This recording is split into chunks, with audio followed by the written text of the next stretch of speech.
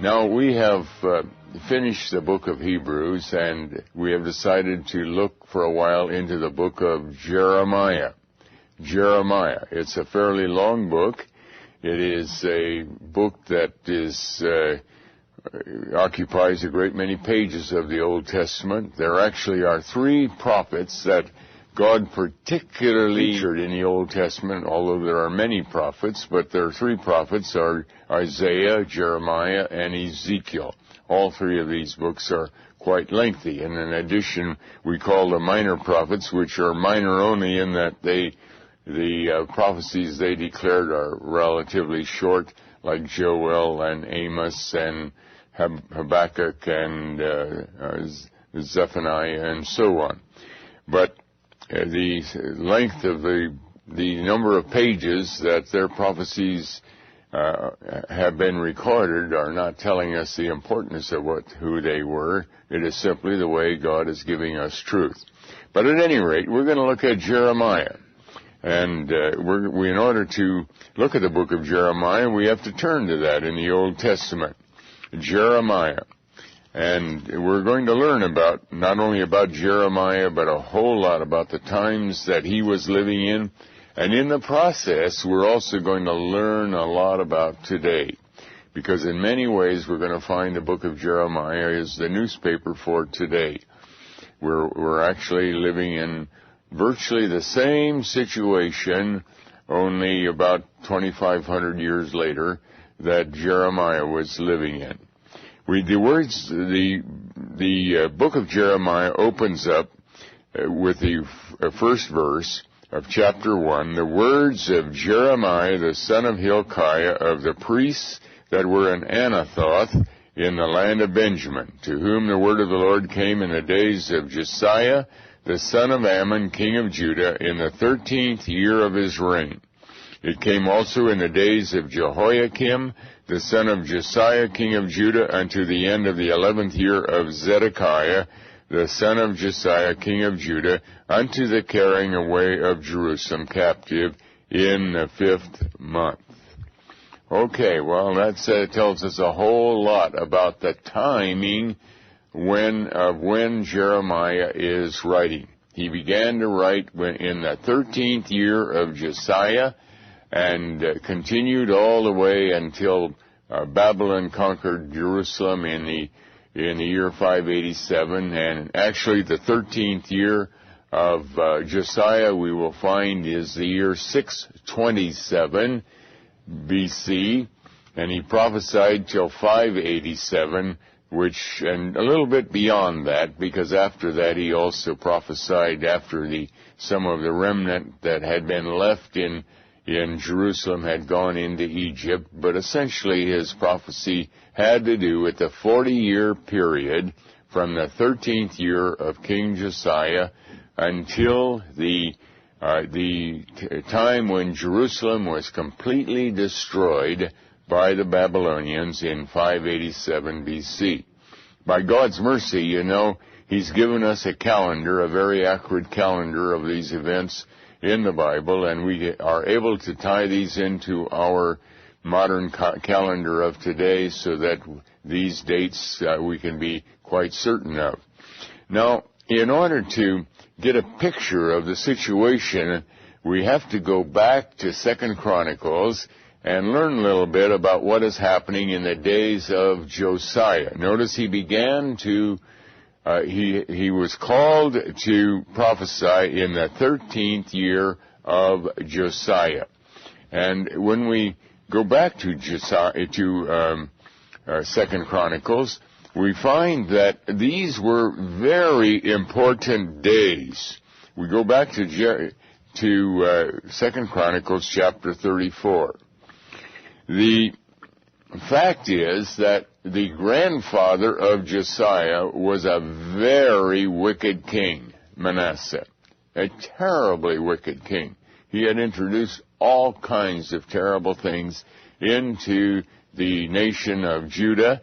By this time, Judah consisted of all 12 tribes, because before the days of Manasseh, the 10 tribes to the north that had been called Israel had been thoroughly conquered by the Assyrians, And the remnants from that tribe that were able to get out came down to, or became under the headship also of the kings of Judah, and Manasseh was the principal king during that period. He reigned for about 52 years.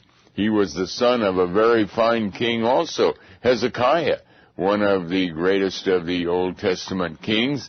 But Manasseh was a renegade of the first order. He was a very wicked king. He was followed by his son, who only reigned a couple of years, I believe.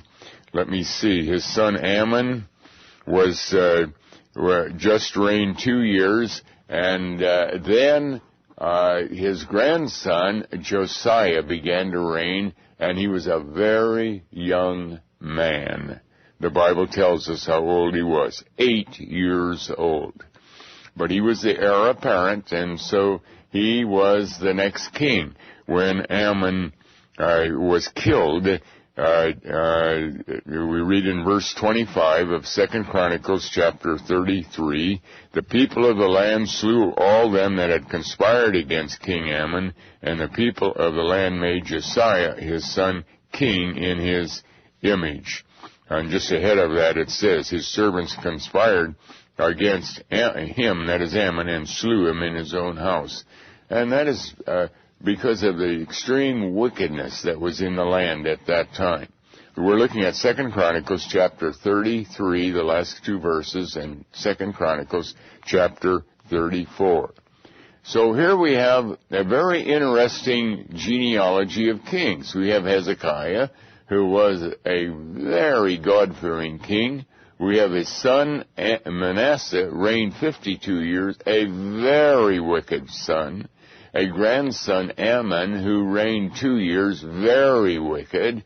And now comes the great-grandson of Hezekiah, King Hezekiah, Josiah. And we're going to find that he was one of the finest, most God-fearing kings of the Old Testament. Unfortunately, he came in too late. The damage had been done so grievously as Israel rebelled against the Lord, that even though Josiah came in as a very God-fearing king, nevertheless, God had already decided to bring judgment upon Judah. And that's going to be the role of Jeremiah, to warn Judah that indeed that judgment is coming. All right, now let's spend a little bit of time now in Second Chronicles 34.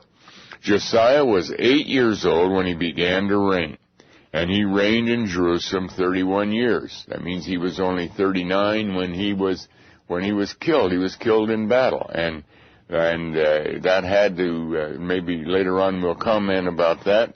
But there was a very precise time in history when God's judgment had to fall on the nation of Judah. Everything that God has planned is in the fullness of time.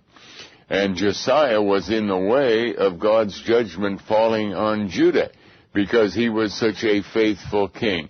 So at the age of 39, he got into a futile, dumb war with Egypt. He had no business getting into war with Egypt, and he was killed in battle. But that was God's very neat way of simply taking him out so that God's judgment could now freely fall on Judah. But we'll look at that a little bit later. Josiah was, again, Second Chronicles chapter 34, verse 1. Josiah was 8 years old when he began to reign, and he reigned in Jerusalem 31 years. And he did that which was right in the sight of the Lord, and walked in the ways of David his father, and declined neither to the right hand nor to the left. I'm reading this because this also sets the environment in which Jeremiah comes on the scene. Because remember, we read in Jeremiah chapter 1 that his official role as prophet began in the 13th year of Josiah. And we want to know, well, what was the condition in Judah at the time that he was particularly named of God to be a prophet, to declare God's will for the future of Judah. Now, we go on in verse 3 of Second Chronicles 34, still speaking about Josiah. For in the 8th year of his reign, while he was yet young, 16 years old, this youngster is really a man of God. And this, incidentally, is very interesting that God can use a young person just as well as an old person.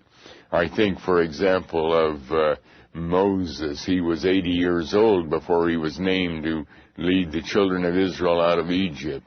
But here is Josiah. He's a very young man. At the age of 16, we read, he began to seek after the God of David his father, and in the 12th year, the 12th year, he's now 20 years old, he began to purge Judah and Jerusalem from the high places and the groves and the carved images and the molten images. Now notice this is the 12th year. This is 1 year before Jeremiah had been called into service. And so at that point in time, there's a king reigning who is doing something that had only happened one time before. Ever since the days of Solomon, a definite attempt to purge and destroy all of the Baal worship and Ashtoreth worship, the false worship that had come into the land of Judah. This was, Hezekiah had done that, and then Manasseh had reintroduced the whole business back again, and even worse than it was before. And because he reigned 52 years, he had ample time to put all of this in place. Now comes Josiah, a young man, 20 years old, and God has so laid his hand upon him that he is beginning to immediately, or at 20 years of age, to destroy all of the high places. And verse 4, they break down the altars of Balaam in his presence, and the images that were on high among them he cut down, and the groves and the carved images and the molten images he brake in pieces, and made dust of them, and strawed it upon the graves of them that had sacrificed unto them, and so on. And then we read in verse 8, now here's a young man that is a role model for any one of us, a role model for any of us, as we see him beginning at the age of 16 to really want to serve the Lord, although already at the age of 8, God has good things to say about him. Now, in the 18th year of his reign, now again, keep that Jeremiah passage in view. The 18th year would have been after Jeremiah had received the call 5 years earlier. Remember, he received the call in the 13th year of Josiah, and now it's the 18th year. So at this time, in the 18th year, Jeremiah was already a particularly called prophet of the Lord. But he also, we're going to find, was a very young man. We don't know just how old, but he was a very young man. But we don't read about Jeremiah, though. We read, let's continue with Josiah a little while.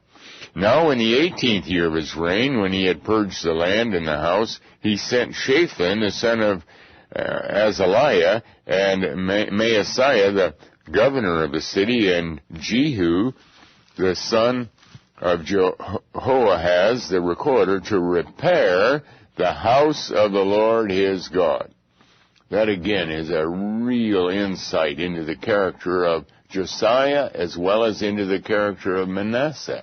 Manasseh had allowed the temple to be desecrated and to be broken down, and there were no repairs made. And so now in the zeal of Josiah, as in his zeal, he sends men to make preparation to repair the house of God. Now this is going to be a very, very important action, as we're going to find. And when they came to Hilkiah the high priest.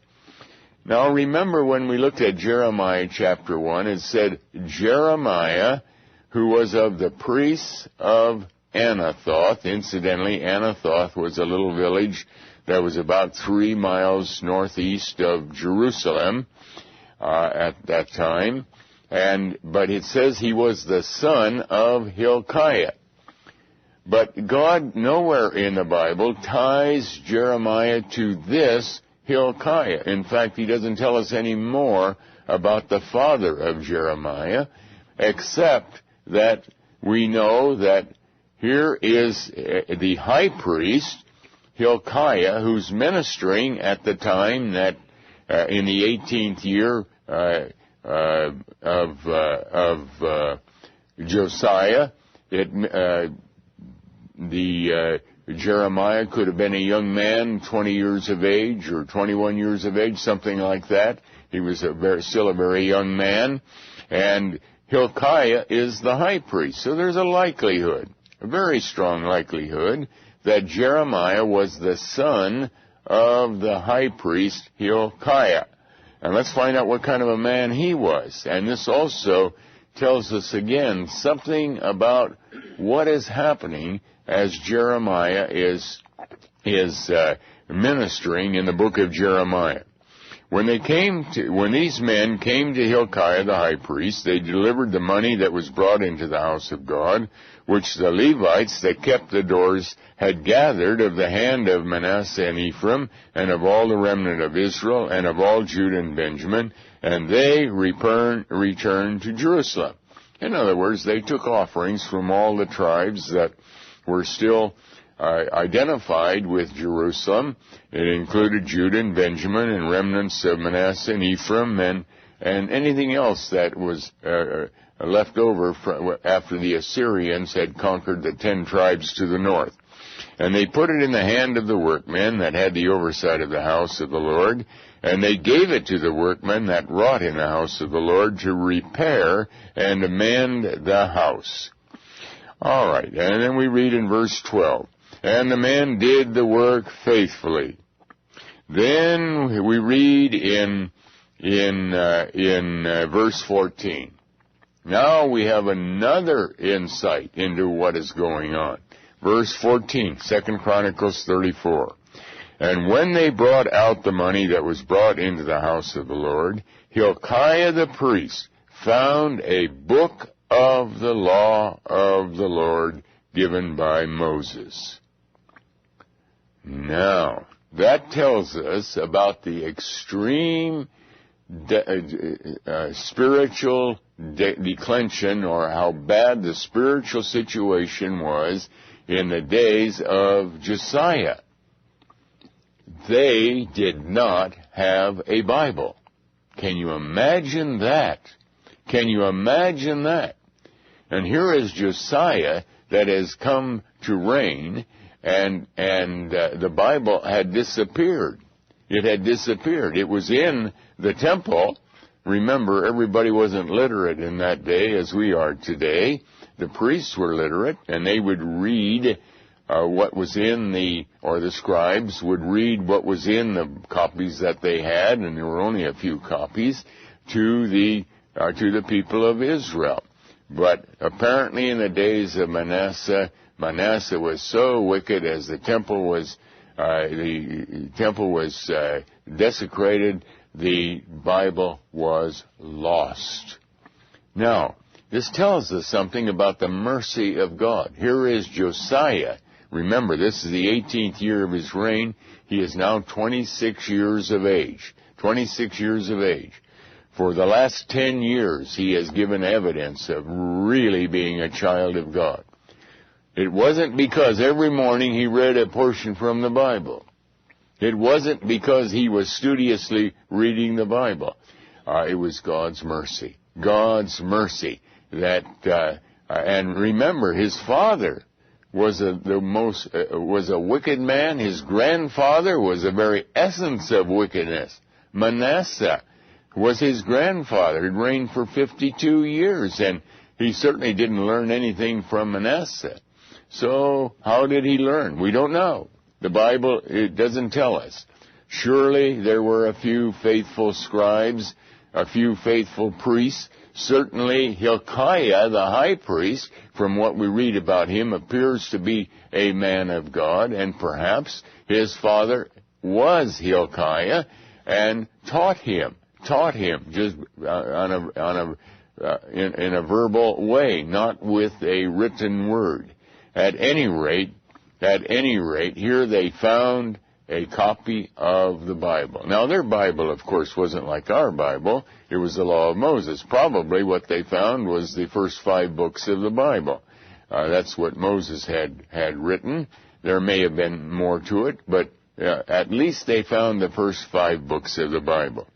Then Hilkiah, who obviously must have been a God-fearing high priest, answered, and although again, you wonder, and we can't reconstruct history, but you wonder how a high priest can function without the written word.